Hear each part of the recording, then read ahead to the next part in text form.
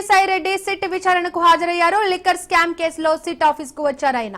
ప్రస్తుతం విజయసాయిపై సిట్ అధికారుల ప్రశ్న వర్షం కురిపిస్తున్నట్లు సమాచారం. మరోవైపు ఉదయమే సిట్ విచారణకు హాజరయ్యారు రాజకసిరెడ్డి తండ్రి ఉపేందర్ రెడ్డి. వాస్తవానికి మద్యం కుంభకోణంలో విజయసాయిరెడ్డి సాక్షిగా విచారణకు హాజరైనట్లు సిట్ అధికారులు తెలిపారు.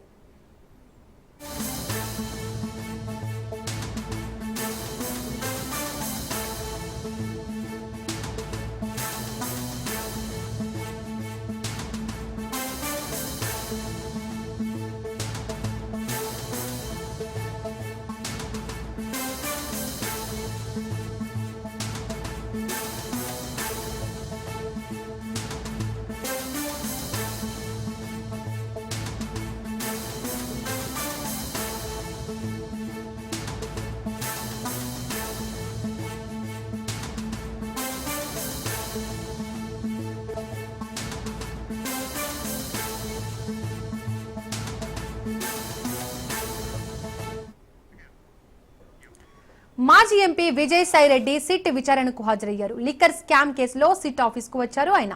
ప్రస్తుతం విజయసాయిపై సిట్ అధికారులు ప్రశ్నల వర్షం కురిపిస్తున్నారు. ఇక ఇదే అంశానికి సంబంధించి మరిన్ని డీటెయిల్స్ మా కరెస్పాండెంట్ క్రాంతి అందిస్తారు. క్రాంతి, చెప్పండి.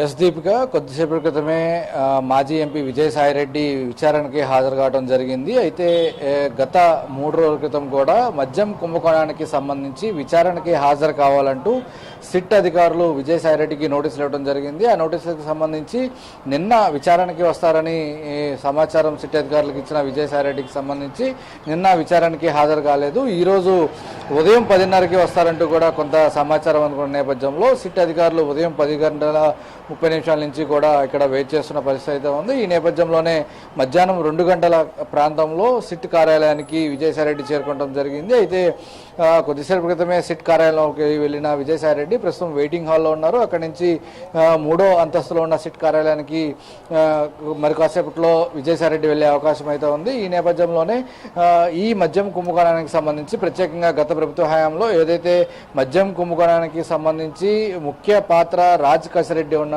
అతనికి సంబంధించి ఏంటి గత ప్రభుత్వ హయాంలో అతని పాత్ర ఏంటి అనే అంశాలపైన కొంత ప్రశ్నించే అవకాశం కనబడుతుంది. దాంతోపాటు కొంత గత ప్రభుత్వ హయాంలో విజయసాయిరెడ్డి కొంత కీలకంగా వ్యవహరించారు. ఆ ప్రభుత్వ హయాంలో జరిగిన సంబంధించిన పన్నులు కావచ్చు, ప్రభుత్వానికి సంబంధించి అదేవిధంగా ఇతర అంశాలన్నిటికీ సంబంధించి కూడా కొంత విజయసాయిరెడ్డి దగ్గర నుంచి సమాచారం సేకరించే అవకాశం అయితే ఉంది. ఈరోజు విజయసాయిరెడ్డి ఏ రకమైన స్టేట్మెంట్ ఇస్తారు, విజయసాయిరెడ్డి సమాచారం ఆధారంగా నమోదు చేసే స్టేట్మెంట్ కొంత కీలకంగా మారే అవకాశం ఉందని కూడా చెప్పుకోవచ్చు. ఇప్పటికే అటు రాజకసిరెడ్డి కోసం సిట్కి సంబంధించిన ప్రత్యేక బృందాలు గాలింపు చర్యలు అయితే చేపడుతున్నాయి. మద్యం కుంభకోణానికి సంబంధించి ప్రత్యేకంగా గత ప్రభుత్వ హయాంలో ఎటువంటి డిజిటల్ పేమెంట్స్ లేకుండా 7 అంచెల వ్యవస్థను ఒకటి క్రియేట్ చేసి ఆ 7 అంచెల వ్యవస్థ ద్వారా నగదు దీనికి సంబంధించి అక్రమంగా తరలింపు జరిగింది. ఒక పెద్ద కుంభకోణం జరిగింది అనేది కూడా గతంలో అనేక ఆరోపణలు వచ్చిన నేపథ్యంలో తాజాగా కూటమి ప్రభుత్వం వచ్చిన తర్వాత దానిపైన కేసు నమోదు చేయడం జరిగింది. ఆ కేసుకు సంబంధించి ప్రస్తుతం ఒక సిట్ని ఏర్పాటు చేశారు. సిట్ కూడా ప్రత్యేకంగా దీనికి సంబంధించి లోతైన దర్యాప్తు కొనసాగిస్తుంది. దానిలో భాగంగానే ఇప్పటికే రాజకసిరెడ్డి ఎవరైతే కొంత కీలకం అని భావిస్తున్నారో అతని కోసం ఇప్పటికే 3 సార్లు విచారణకి హాజరు కావాలని నోటీస్ ఇచ్చినప్పటికీ కూడా 3 సార్లు విచారణకి రాని పరిస్థితి కనబడుతుంది. ఇక అతని సమీప బంధువులు కావచ్చు, స్నేహితులకి సంబంధించి కూడా సోదాలు, ఇళ్లలో సోదాలు, ఆఫీసులకు సంబంధించి కూడా సోదాలు నిర్వహించడం జరిగింది. ఇక ఎంపీ మిథున్ రెడ్డికి సంబంధించి కూడా విచారణకి రావాలి ఈరోజు అని సిట్ అధికారులు నోటీస్ ఇచ్చినప్పటికీ హైకోర్టుని ఆశ్రయించారు. విచారణ సమయంలో తనకి సంబంధించి ఆడియో వీడియో రికార్డింగ్ చేయాలని హైకోర్టును ఆశ్రయించిన నేపథ్యంలో దానికి సంబంధించి హైకోర్టు దాన్ని డిస్మిస్ చేసిన పరిస్థితి అయితే ఉంది. అయితే తనని ముందస్తుగా అరెస్ట్ చేయొద్దంటూ కూడా గతంలో మిథున్ రెడ్డి సుప్రీంకోర్టుని ఆశ్రయించిన నేపథ్యంలో దాని నుంచి మినహాయింపు ఇస్తూ ఖచ్చితంగా విచారణకి సహకరించాలంటూ కూడా సుప్రీంకోర్టు స్పష్టం చేసిన నేపథ్యంలో రేపు మిథున్ రెడ్డి కూడా ఈ విచారణకి హాజరయ్యే అవకాశాలు అయితే కనిపిస్తున్నాయి.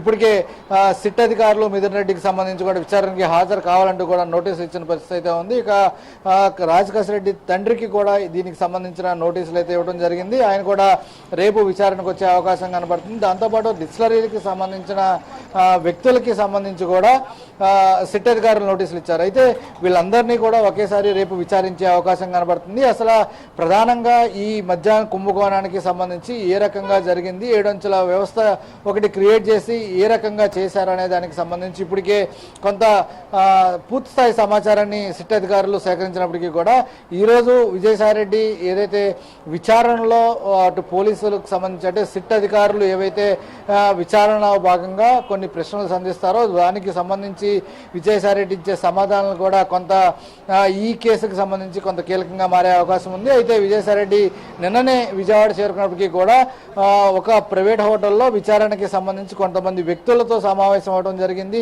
ప్రస్తుతం ఆ వ్యక్తులు ఎవరైనది కూడా ఇక్కడ కీలకంగా మారిన పరిస్థితి అయితే ఉంది. ఏదైనప్పటికీ కూడా కొద్దిసేపటి క్రితమే విజయసాయిరెడ్డి విచారణకి హాజరు కావడం జరిగింది.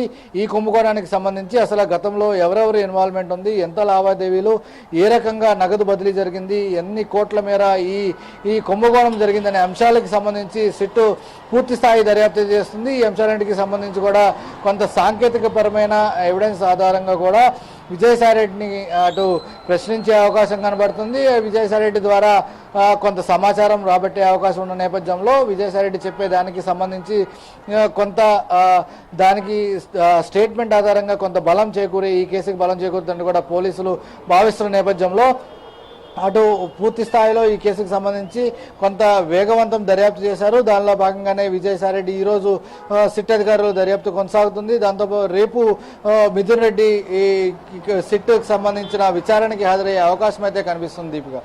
Right Kranthi, thank you.